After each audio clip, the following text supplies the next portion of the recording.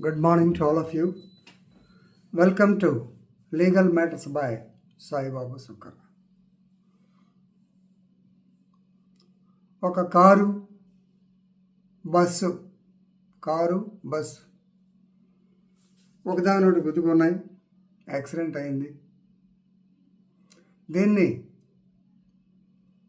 Consumer for MV act tribunal వారు act of God కింద తీసేశారు.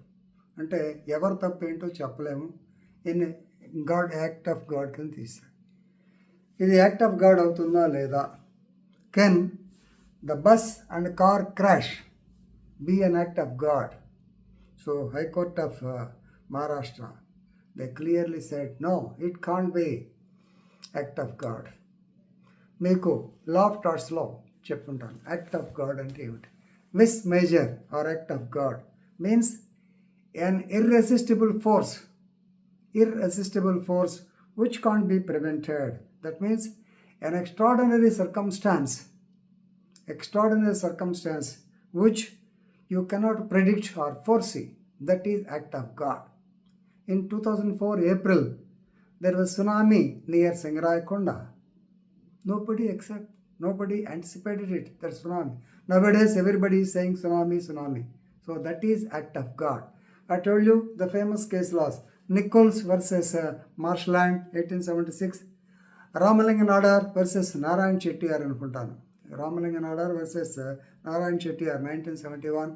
And that other case, Krishna Bus Service Limited versus Srimati Mangli and others, maybe in 1976. Like that, we discussed so many cases. They are real cases of act of God, but not the crash between the car and bus. That is what is stated by Honorable High Court of Maharashtra. Now let's go to the case facts. Justice J.S. Chandurkar and Jitesh Jain. Justice J.S. Chandurkar and Jitesh Jain.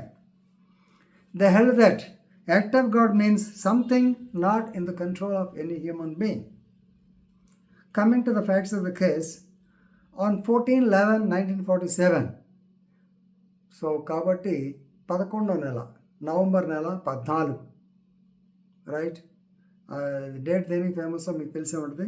14/11/1997, the Maharashtra State Transport Corporation bus, it collided with the car driven by the deceased person Sejpal, Sejpal, Sejpal, and incidentally he was the owner cum driver of the car, and it was carrying 4 persons. So this man was severely injured in the accident. సహజంగా పెద్ద బండి చిన్న బండి గుద్దుకుంటే చిన్న బండికి damage ఎక్కువ అవుతుంది, దెబ్బలు బాగా తగులుతాయి. Then he was shifted to some hospital, nearby hospital there, and he was there treated for 5.5 months. 5.5 నెలలు అక్కడ ట్రీట్మెంట్ జరిగింది. 1998 ఆ ప్రాంతంలో అతన్ని డిశ్చార్జ్ చేశారు. తర్వాత తగ్గకపోతే 2000 అంటే దాదాపు 2 years కూడా తగ్గల, కంటిన్యూస్గా పెయిన్ అది వస్తూ ఉంది.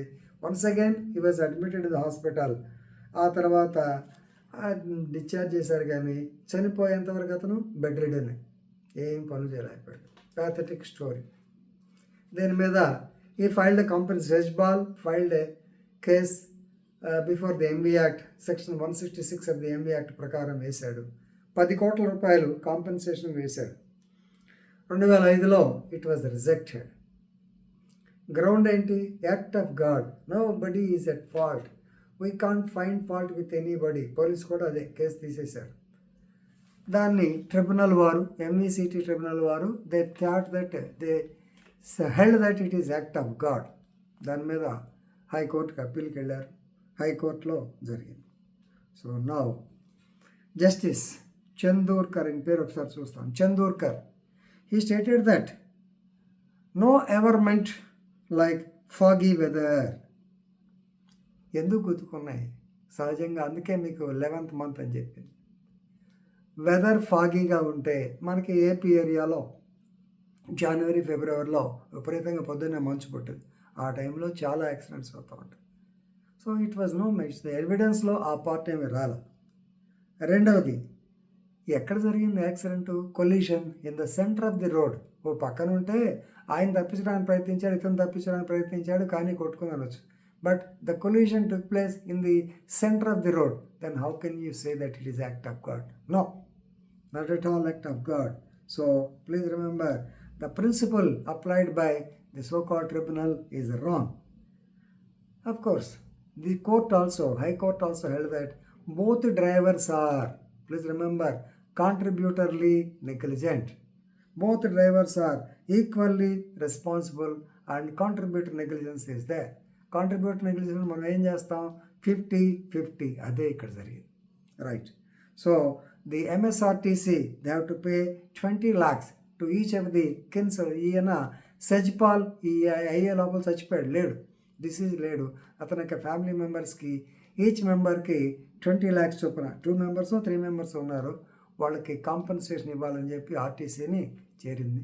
యాక్చువల్గా 40 lakhs అయితే దాన్ని తగ్గించి 10 lakhs చొప్పున ఏదో తగ్గించారు, ఎందుకంటే 50% కాబట్టి. Right. So family with 60% interest from March 3, 1998. అతను డిశ్చార్జ్ అయిన రోజు నుంచి ఇప్పటి వరకు 6% టిల్ ది డేట్ ఆఫ్ ఇది 8 weeks లోపల కట్టమన్నారు. Very good judgment by the honourable high court. సహజంగా ట్రిబ్యునల్లే యాక్ట్ ఆఫ్ గాడ్ అన్నా సరే ఒప్పుకోలేదు. ఇలాంటి కేసులు మనకు ఉపయోగపడతాయి కాబట్టి కేసులో ఆ పేరు రాలేదు, పేపర్లో వచ్చిందని చూసి చెప్తున్నాను. సో దీన్ని ఒకసారి 2 సార్లు చూసుకొని వీలైతే కేసులో తీసుకోండి. మేబీ సజ్పాల్ వర్సెస్ ఏదో ఇన్సూరెన్స్ కంపెనీ పేరు అయి ఉంటుంది. But anyway, since I'm not sure about the case, I'm not mentioning. You please find out if possible. Thank you.